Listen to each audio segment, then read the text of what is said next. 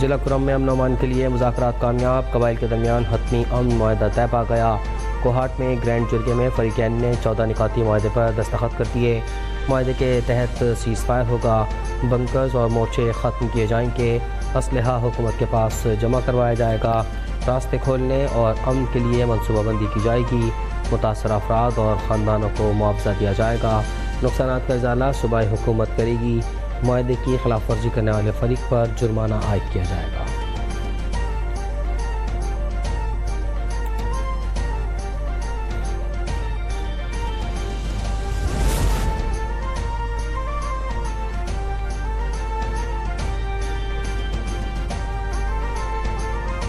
مجلس وحدت مسلمین کا کراچی سمیت ملک بھر میں احتجاج ختم کرنے کا اعلان، بلاول بھٹو سے کراچی واقعے کی تحقیقات کروانے کا مطالبہ۔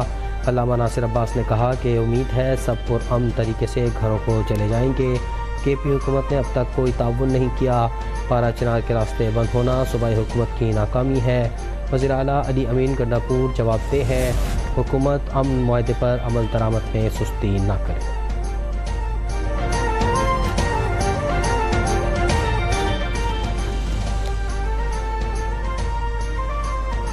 وزیر اعلیٰ خیبر پختونخوا علی امین گنڈاپور نے امن معاہدے کا کریڈٹ اپنی حکومت کو دے دیا۔ کہا کرم مسئلے کے پرامن حل کے لیے صوبائی حکومت کی کوششیں رنگ لے آئیں، امید ہے یہ معاہدہ کرم مسئلے کے پائیدار حل کے لیے مضبوط بنیاد فراہم کرے گا۔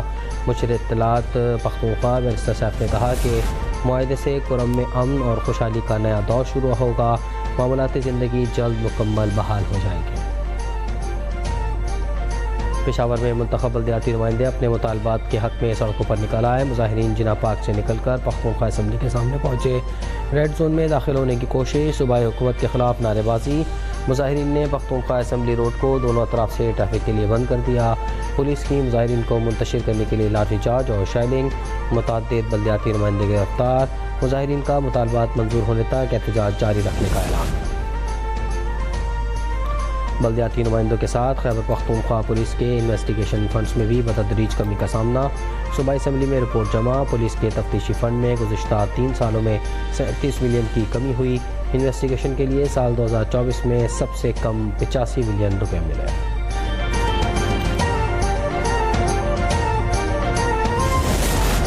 حکومت اور پی ٹی آئی رہنما آج پھر مذاکرات کی میز پر بیٹھیں گے، مذاکراتی کمیٹی کے اجلاس کا وقت تبدیل، اجلاس دن 11 کے بجائے سپہر 3:30 بجے ہوگا۔ ترجمان قومی اسمبلی کے مطابق وقت میں تبدیلی اراکین کی درخواست پر کی گئی، اجلاس کی صدارت اسپیکر ایاز صادق کریں گے۔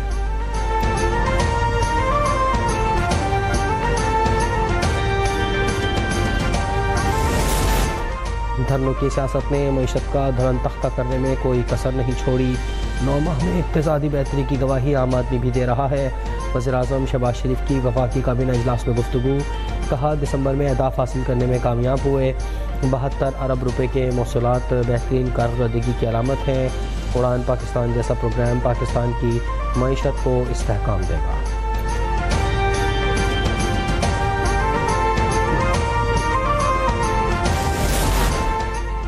معیشت مستحکم ہو چکی، سماجی ترقی کی طرف توجہ دینی ہوگی، اب قوم ترقی کی راہ میں رکاوٹ بننے والوں کو برداشت نہیں کرے گی، پاکستان کی اڑان میں حائل ہونے والے عوام کے دشمن ہیں۔ وزیر اعلیٰ پنجاب مریم نواز کی گفتگو، کہا پاکستان اونچی اڑان کے لیے ٹیک آف کر چکا ہے، نواز شریف کے ویژن کے مطابق پاکستان معاشی ترقی کی راہ پر گامزن ہے۔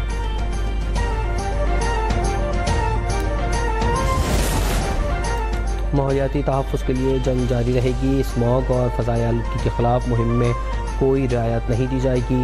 پنجاب کی سینئر وزیر مریم اورنگزیب نے کہا کہ صاف اور صحت مند ماحول فراہم کرنا حکومت کی اولین ترجیح ہے، ماحولیاتی آلودگی پھیلانے والوں کے خلاف کارروائیاں جاری ہیں۔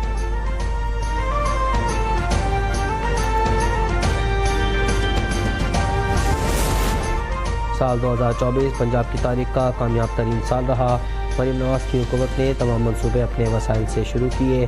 وزیر اطلاعات پنجاب نے کہا کہ پچھلے دور میں پنجاب کے وسائل کو پنکی، گوگی اور کپتان نے بے دردی سے لوٹا۔ مریم نواز نے پنجاب کے لوگوں سے ہونے والی ناانصافیوں کا ازالہ کیا، گزشتہ سال 70 سے زائد عوامی ریلیف کے منصوبے شروع کیے، جن میں 50 سے زائد مکمل بھی ہوئے۔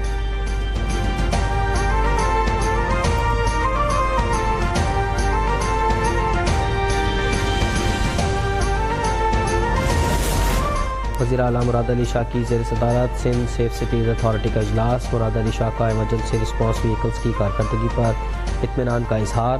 کہا ERVs مختلف مقامات پر تعینات کی جائیں۔ ایمرجنسی رسپانس وہیکلز کی شہر میں پیٹرولنگ سے CCTV کوریج ہوگی۔ کراچی سیف سٹی فیز 1 میں 1300 CCTV کیمرے لگائے جائیں گے۔ وزیر اعلیٰ سندھ کی حیدرآباد اور سکھر میں بھی سیف سٹی پروجیکٹ شروع کرنے کی ہدایت۔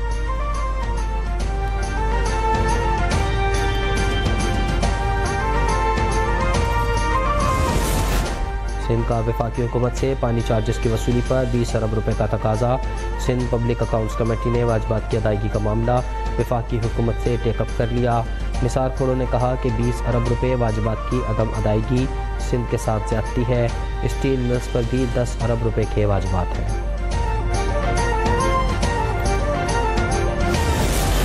دسمبر میں مہنگائی کی شرح 81 ماہ کی کم ترین سطح 4.1% پر آ گئی۔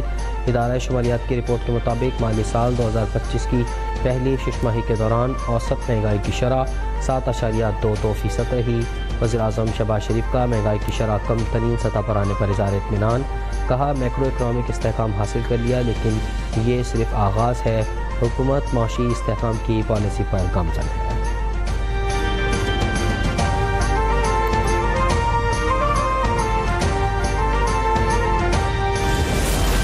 سال 2025 کے پہلے روز اسٹاک ایکسچینج میں زبردست تیزی۔ KSE 100 انڈیکس مزید 2 حدیں عبور کر گیا۔ مارکیٹ 1881 پوائنٹس کے اضافے سے 1,17,008 پر بند ہوئی۔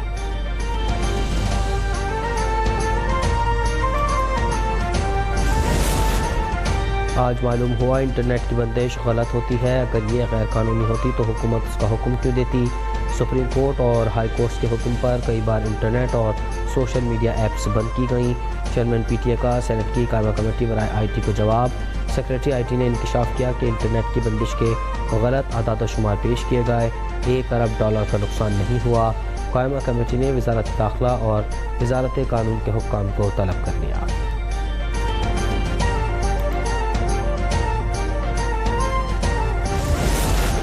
پاک بحریہ کا شمالی بحیرہ عرب میں کامیاب انسداد منشیات آپریشن، $1 ملین کی منشیات ضبط کر لیں۔ ISPR کے مطابق PNS معاون نے مشکوک کشتی پر آپریشن کیا۔ پاک بحریہ غیر قانونی سرگرمیوں کی روک تھام کے لیے ہمہ وقت سرگرم ہے۔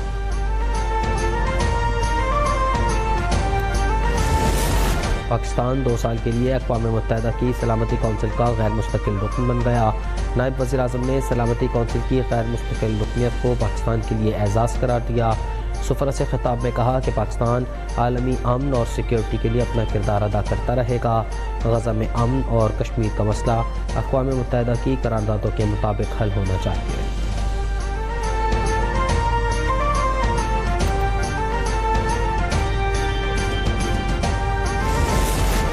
اور دنیا نے نئے سال کا جشن منایا لیکن غزہ کے مسلمان اسرائیلی بمباری سہتے رہے۔ سال نو کے آغاز پر بھی اسرائیل کی وحشیانہ کارروائیاں۔ شمالی جوالیہ اور وسطی البریج کیمپ پر حملوں میں 17 فلسطینی شہید۔ 12 ماہ کے دوران 23,842 فلسطینیوں کو شہید کیا گیا۔ اسرائیل نے ہٹ دھرمی برقرار رکھتے ہوئے 22 یرغمالیوں کو رہا کرنے کی حماس کی پیشکش مسترد کر دی۔